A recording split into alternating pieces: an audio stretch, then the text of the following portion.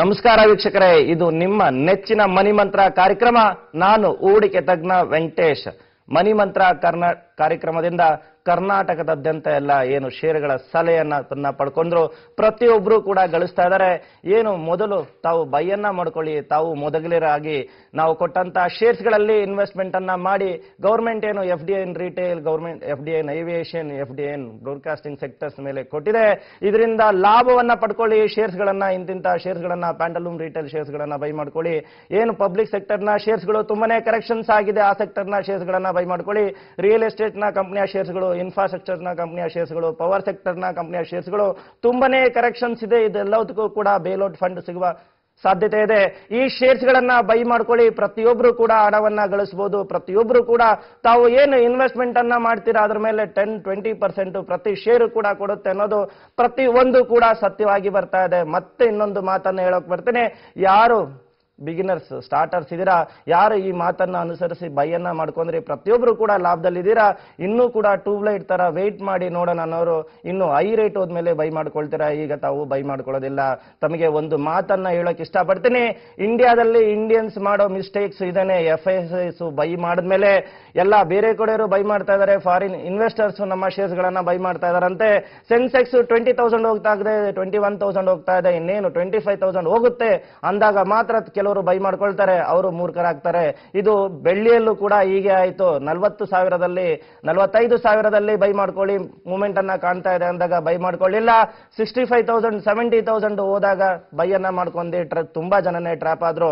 ಪ್ರತಿಯೊಬ್ಬರಿಗೂ ಕೂಡ ಹೇಳ್ತಾ ಇದ್ದೀನಿ, ಏನು ಬೇರೆಯವರು ಬಂದು ಭಾರತ ದೇಶದಲ್ಲಿ ಇನ್ವೆಸ್ಟ್ಮೆಂಟ್ ಮಾಡೋದಕ್ಕಿಂತ ಮುಂಚೆ, ಯಾಕಂದ್ರೆ ಭಾರತ ದೇಶ ಅಂದ್ರೆ ಇಷ್ಟೊಂದು ಜನಸಂಖ್ಯೆಯನ್ನ ಹೊಂದಿರುವ ದೇಶ, ತುಂಬಾನೇ ಹೈಯೆಸ್ಟ್ ಕನ್ಸಂಪ್ಷನ್ ವ್ಯಾಲ್ಯೂಮ್ ಅನ್ನ ಹೊಂದಿದೆ. ಅಂದ್ರೆ ನಾವು ಬಳಕೆಗೆ ಅತಿಯಾಗಿ ಉಪಯೋಗಿಸ್ತೀವಿ ಪ್ರತಿಯೊಂದು ವಸ್ತುಗಳನ್ನ. ಇಷ್ಟೊಂದು ಕನ್ಸಂಪ್ಷನ್ ಇರುವ, ಇಷ್ಟೊಂದು ಬಿಗ್ ಮಾರ್ಕೆಟ್ ಇರುವ ನಮ್ಮ ದೇಶಕ್ಕೆ ಪ್ರತಿಯೊಬ್ರು ಕೂಡ ಬಿಸ್ನೆಸ್ಗೋಸ್ಕರ ಬರೋಕ್ಕೆ ಇಚ್ಛೆ ಪಡ್ತಾರೆ.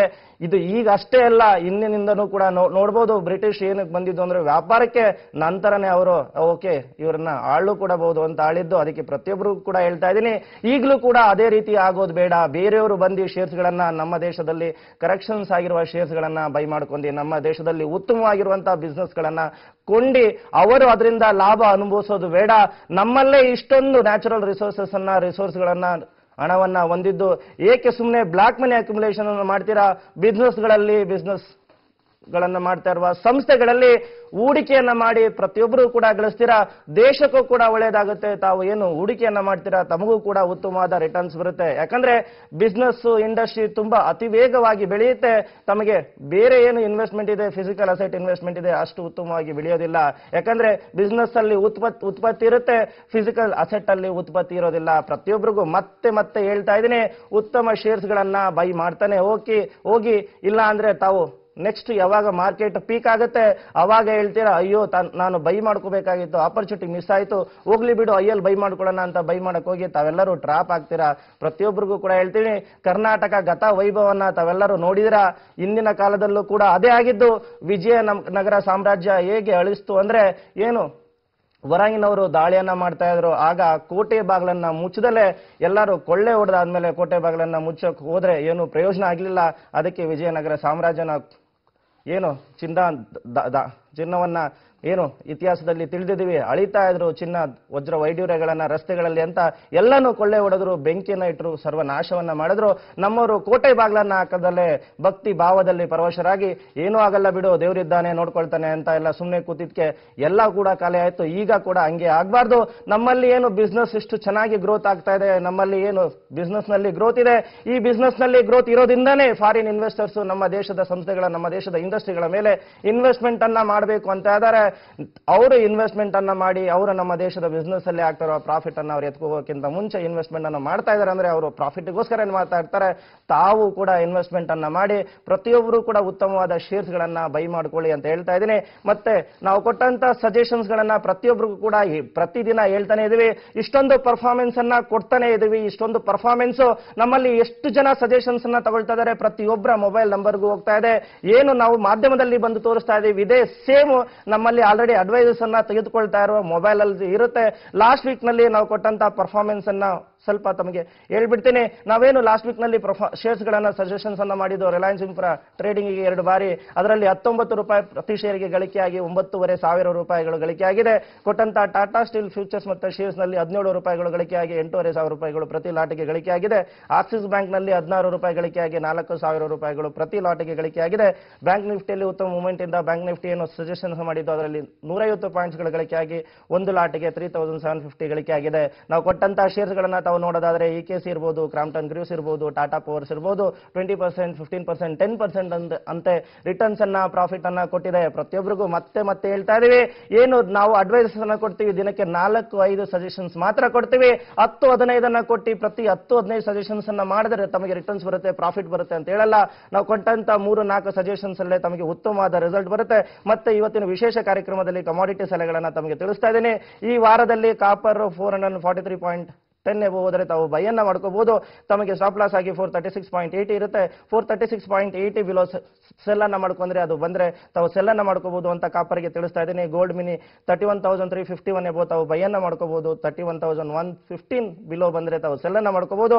ಗೋಲ್ಡ್ ಈ ಮಿನಿ ಏನಿದೆ 5ನೇ ಅಕ್ಟೋಬರ್ ಎಕ್ಸ್ಪೈರಿ ಇರೋದ್ರಿಂದ ತಾವು ನೆಕ್ಸ್ಟ್ ಮಂತ್ ನ ಫ್ಯೂಚರ್ಸ್ ನಲ್ಲಿ ಮಾಡೋರು ಈ ಲೆವೆಲ್ಸ್ ಅನ್ನ ಅನುಸರಿಸಿ ಈ ಲೆವೆಲ್ಸ್ ಈ ಮಂತಿನ ಫ್ಯೂಚರ್ಸ್ ಬ್ರೇಕ್ ಆದ್ರೆ ತಾವು ನೆಕ್ಸ್ಟ್ ಮಂತ್ ನಲ್ಲಿ ಬೈಯಿಂಗ್ ಸೆಲ್ಲಿಂಗ್ ಅನ್ನ ಮಾಡ್ಕೋಬಹುದು ಅಂತ ಹೇಳ್ತಾ ಇದ್ದೀನಿ. ಮತ್ತೆ ಸಿಲ್ವರ್ ಮಿನಿ ಈ ವೀಕ್ ನಲ್ಲಿ 62,950 ಹೋದ್ರೆ ಬೈಯಿಂಗ್ ಬರುತ್ತೆ, 62,649 ಬಿಲೋ ಬಂದ್ರೆ ಸೆಲ್ಲಿಂಗ್ ಬರುತ್ತೆ ಅಂತ ತಿಳಿಸ್ತಾ ಇದ್ದೀನಿ. ಕ್ರೂಡ್ ನಲ್ಲಿ ಏನು ಉತ್ತಮವಾದ ಮೂವ್ಮೆಂಟ್ ಅನ್ನ ಕಾಣ್ತಾ ಇದ್ದೀರಾ, ನಮ್ಮ ಕ್ರೂಡ್ ನ ಸಜೆಷನ್ಸ್ ಇಂದ ಪ್ರತಿ ವೀಕ್ ಅಲ್ಲೂ ಕೂಡ ಮೋರ್ ದೆನ್ ಏನು ಮಾರ್ಜಿನ್ ಮನಿಯನ್ನು ಇಟ್ಕೊಂಡಿದ್ದೀರಾ 20,000 ಅದಕ್ಕೆ 20,000 ಅರ್ನಿಂಗ್ ಆಗ್ತಾ ಇದೆ. ಏನು ಮಾರ್ಜಿನ್ ಮನಿ ಡಬಲ್ ಆಗ್ತಾ ಇದೆ ಪ್ರತಿಯೊಬ್ಬರಿಗೂ ಕೂಡ ಅರ್ನಿಂಗ್ ಅಲ್ಲಿ. ತಾವು ಈ ವೀಕ್ ನಲ್ಲಿ ಕ್ರೂಡ್ ಆಯಿಲ್ 4,911 ಬಿಲೋ ಬಂದ್ರೆ ಬೈಯನ್ನ ಎಬೋ ಹೋದ್ರೆ ತಾವು ಬೈಯನ್ನ ಮಾಡ್ಕೋಬಹುದು. 4,872 ಬಿಲೋ ಬಂದ್ರೆ ಸೆಲ್ ಅನ್ನ ಮಾಡ್ಕೋಬಹುದು ಅಂತ ತಿಳಿಸ್ತಾ ಇದ್ದೀನಿ. ನ್ಯಾಚುರಲ್ ಗ್ಯಾಸ್ ಅಲ್ಲೂ ಕೂಡ ಉತ್ತಮವಾದ ಮೂವ್ಮೆಂಟ್ ಅನ್ನ ನೋಡ್ತಾ ಇದ್ದೀರಾ. ಪ್ರತಿ ವೀಕ್ ನಲ್ಲೂ ಕೂಡ ನಮ್ಮ ಸಜೆಷನ್ಸ್ ಮೇರೆಗೆ ಯಾರು ಬೈ ಮಾಡ್ಕೊಳ್ತಿದ್ದಾರೆ ಅವರಿಗೆ 10 to 15 ಪಾಯಿಂಟ್ಸ್ ಗೈನಿಂಗ್ ಅನ್ನ ಆಗ್ತಾ ಇದೆ. ಈ ವೀಕ್ ನಲ್ಲಿ ನ್ಯಾಚುರಲ್ ಗ್ಯಾಸ್ 177.15 ಎಬೋ ಹೋದ್ರೆ ಬೈಯನ್ನ ಮಾಡ್ಕೊಳ್ಳಿ. ಮತ್ತೆ ಈ ವೀಕ್ ನಲ್ಲಿ 173.45 ಬಿಲೋ ಬಂದ್ರೆ ತಾವು ಸೆಲ್ ಅನ್ನ ಮಾಡ್ಕೊಳ್ಳಿ. ನ್ಯಾಚುರಲ್ ಗ್ಯಾಸ್ ತಮಗೆ ಖಂಡಿತವಾಗಲೂ ಕೂಡ ಉತ್ತಮವಾದ ಪ್ರಾಫಿಟ್ಸ್ ಬರುತ್ತೆ ಅಂತ ಹೇಳ್ತಾ ಇದ್ದೀನಿ. ಮತ್ತೆ ನಿಕ್ಕಲ್ ಈ ವಾರದಲ್ಲಿ 984.3 ಎಬೋ ಹೋದ್ರೆ ತಾವು ಬೈಯಿಂಗ್ ಅನ್ನ ಮಾಡಬಹುದು. ಮತ್ತೆ 972.40 ಬಿಲೋ ಬಂದ್ರೆ ತಾವು ಸೆಲ್ ಅನ್ನ ಮಾಡಬಹುದು. ನಿಕ್ಕಲ್ ನ ಸಜೆಷನ್ಸ್ ಅನ್ನ ಮೊದಲಿಂದನೂ ಕೂಡ ಹೇಳ್ತಾ ಇದ್ದೆ, ನಿಕ್ಕಲ್ ಅನ್ನ ಬೈ ಮಾಡ್ಕೊಳ್ಳಿ, ತುಂಬಾನೇ ಕರೆಕ್ಷನ್ಸ್ ಆಗಿದೆ ಅಂತ. ಅದು ಉತ್ತಮವಾದ ರಿಸಲ್ಟ್ಸ್ ಅನ್ನ ಪ್ರತಿಯೊಬ್ಬರಿಗೂ ಕೂಡ ಕೊಟ್ಟಿದೆ. ನಾವು ಕೊಟ್ಟಿದ್ದು 900 ರೂಪೀಸ್ ಅಲ್ಲಿ ಬೈಯಿಂಗು, ಅದು 980 ವರೆಗೂ ಕೂಡ 2 ವೀಕ್ ನಲ್ಲಿ ತಲುಪಿದೆ ಅಂತ ಹೇಳ್ತಾ ಇವತ್ತಿನ ನಿಫ್ಟಿಯ ಬಗ್ಗೆ ಮಾತಾಡೋದಾದ್ರೆ, ಮಾರ್ಕೆಟ್ ನ ಬಗ್ಗೆ ಮಾತಾಡೋದಾದ್ರೆ, ಇವತ್ತು ನಿಫ್ಟಿ ಫ್ಯೂಚರ್ಸ್ ಈಕ್ವಿಟಿ ಮಾರ್ಕೆಟ್ ನಲ್ಲಿ ಸಜೆಷನ್ಸ್ ಅನ್ನ ನೀಡ್ತಾ ಇದ್ದೀನಿ. 5,748 ಹೋದ್ರೆ ತಾವು ಬೈಯನ್ನ ಮಾಡ್ಕೊಳ್ಳಿ. ಏನು ಮೊನ್ನೆ ಐಯನ್ನ ಮಾಡಿದೆ ಆಫ್ಟರ್ ಎಕ್ಸ್ಪೈರಿ ಫ್ರೈಡೆ 5,766, ಅದೊಂದು ಸ್ವಲ್ಪ ರೆಸಿಸ್ಟೆನ್ಸ್ ಆಗಿರುತ್ತೆ, ಅಲ್ಲಿ ಪ್ರಾಫಿಟ್ ಅನ್ನ ಬುಕ್ ಮಾಡ್ಕೊಳ್ಳಿ. ಆ ಲೆವೆಲ್ಸ್ ಅನ್ನ ಕ್ರಾಸ್ ಮಾಡಿದ್ರೆ 5,790 ಲೆವೆಲ್ಸ್ ಅನ್ನ ಟಚ್ ಆಗುತ್ತೆ. ಇನ್ ಕೇಸ್ ಏನಾದರೂ ನಿಫ್ಟಿ ಫ್ಯೂಚರ್ಸ್ ಇವತ್ತಿನ ಇಂಟ್ರಾ ಡೇ ಅಲ್ಲಿ 5,705 ಅನ್ನ ಬ್ರೇಕ್ ಮಾಡಿದ್ರೆ ತಾವು ಏನು ಬೈಯನ್ನ ಮಾಡ್ಕೊಂಡಿರ ಅದಕ್ಕೆ ಸ್ಟಾಪ್ ಲಾಸ್ ಮಾಡಬೇಕಾಗತ್ತೆ. ಮತ್ತೆ ನಿಫ್ಟಿ ಫ್ಯೂಚರ್ಸ್ ಇವತ್ತು 5,705 ಬಿಲೋ ಏನಾದರೂ ಬ್ರೇಕ್ ಆದ್ರೆ ಖಂಡಿತವಾಗ್ಲೂ ಪ್ರತಿಯೊಬ್ಬರು ಕೂಡ ಶಾರ್ಟ್ ಪೊಸಿಷನ್ಸ್ ಅನ್ನ ಇನಿಷಿಯೇಟ್ ಮಾಡ್ಕೊಳ್ಳಿ. ತಮಗೆ 5,675 ಮೊದಲನೇ ಟಾರ್ಗೆಟ್ ಆಗಿಯೂ 5,644 ಸೆಕೆಂಡ್ ಟಾರ್ಗೆಟ್ ಆಗಿ ಬರಲಿದೆ. ತಮಗೆ ನಿಫ್ಟಿ ಫ್ಯೂಚರ್ ನ ಶಾರ್ಟ್ ಗೆ ಸ್ಟಾಪ್ ಲಾಸ್ 5,748. ಇದು ಇಂಟ್ರಾ ಡೇ ಸಲಹೆಗಳಾಗಿರುತ್ತೆ ಅಂತ ಹೇಳ್ತಾ ಇದ್ದೀನಿ. ಮತ್ತೆ ರಿಲಯನ್ಸ್ ಕ್ಯಾಪಿಟಲ್ ನ ಶೇರ್ ಸಲಹೆಯನ್ನ ಪ್ರತಿಯೊಬ್ಬರಿಗೂ ಕೂಡ ನೀಡ್ತಾ ಇದ್ದೀನಿ. ಎಡಿಎಜಿ ಗ್ರೂಪ್ಸ್ ಗಳಲ್ಲಿ ಉತ್ತಮವಾದ ಮೂವ್ಮೆಂಟ್ ಬಂದಿದ್ದು ತಾವು ರಿಲಯನ್ಸ್ ಕ್ಯಾಪಿಟಲ್ ಶೇರ್ಸ್ ಗಳನ್ನ ಯಾವಾಗಲೇ ಕರೆಕ್ಷನ್ಸ್ ಆದಾಗ ಇನ್ ಬಿಟ್ವೀನ್ 425 to 430 ಅನ್ನ 430 ರೇಂಜ್ ಅಲ್ಲಿ ಬೈ ಮಾಡ್ಕೊಳ್ಳಿ. 410 ತಮಗೆ ಸ್ಟಾಪ್ ಲಾಸ್ ಆಗಿ 465 ಮೊದಲನೇ ಟಾರ್ಗೆಟ್ ಆಗಿ 490 ಸೆಕೆಂಡ್ ಟಾರ್ಗೆಟ್ ಆಗಿ ಕೊಡ್ತಾ ಇದ್ದೀನಿ. ತಮಗೆ ಸ್ಟಾಪ್ ಲಾಸ್ ಅನ್ನ ಕೇವಲ 20 ಪಾಯಿಂಟ್ಸ್ ಕೊಡ್ತಾ ಇದ್ದೀನಿ, ಟಾರ್ಗೆಟ್ ಅನ್ನ 50 ಪಾಯಿಂಟ್ ಕೊಡ್ತಾ ಇದ್ದೀನಿ. ರಿಲಯನ್ಸ್ ಕ್ಯಾಪಿಟಲ್ ಶೇರ್ಸ್ ಅನ್ನ ತಾವು ಬೈ ಮಾಡ್ಕೊಳ್ಳಿ. ಮತ್ತೆ ಆರ್ಕಾಮ್ ತನ್ನ ಪೋಸ್ಟ್ ಪೇ ಟ್ಯಾರಿಫ್ ಅನ್ನ ಕಡಿಮೆ ಮಾಡ್ತಾ ಇದ್ದು ಆ ಶೇರ್ಸ್ ಗಳಲ್ಲಿ ಉತ್ತಮವಾದ ಮೂವ್ಮೆಂಟ್ ಬರುತ್ತೆ. ಮತ್ತೆ ಡಾಯ್ಶ್ ಬ್ಯಾಂಕ್ ಏನು ಫೈನಾನ್ಷಿಯಲ್ ಟೆಕ್ನಾಲಜಿ ಬೈ ಸಜೆಷನ್ಸ್ ಅನ್ನು ನೀಡ್ತಾ ಇದೆ, ಆ ಶೇರ್ಸ್ ಗಳಲ್ಲಿ ಉತ್ತಮವಾದ ಬೈಯಿಂಗ್ ಸೆಂಟಿಮೆಂಟ್ ಕೂಡಿರುತ್ತೆ.